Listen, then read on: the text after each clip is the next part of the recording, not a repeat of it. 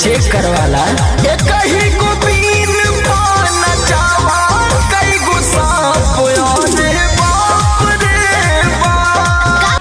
तू कहा तो पवन सिंह से बात करी हम, तू कहा तो खेसारी से बात करी हम। उनकर पहिले से मैं हर बाटे जीजा, उनकर पहिले से मैं हर बाटे जीजा।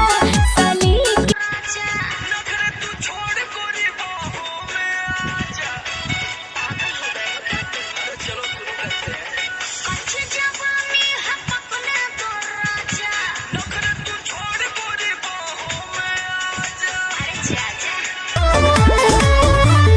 न्योता पिया है के भेजब खिसी आई बताना।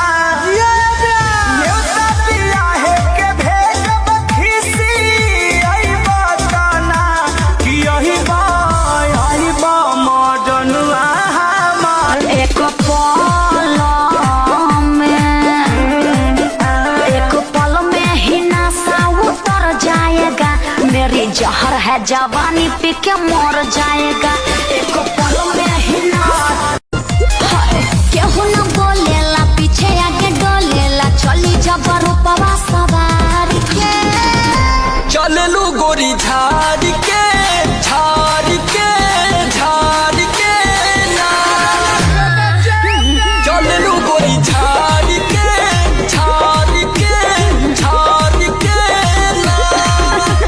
वाली जवानी के पानी चढ़ा के बनौलू के चक्के सीन तारा के छुई जी हो जाई करंटीन वाला दिना का आयो रामा। ये तेरा मेरा मिलना,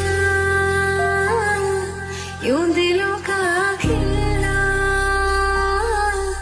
ये है खुदा की। ताजा ताजा फल रसदार बड़ुए, वही तो गरम बाजार बड़ुए।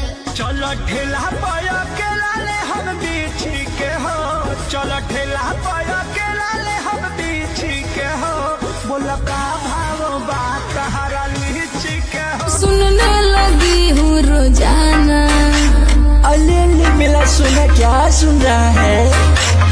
मम्मी के ताना समर सिंह के गाना।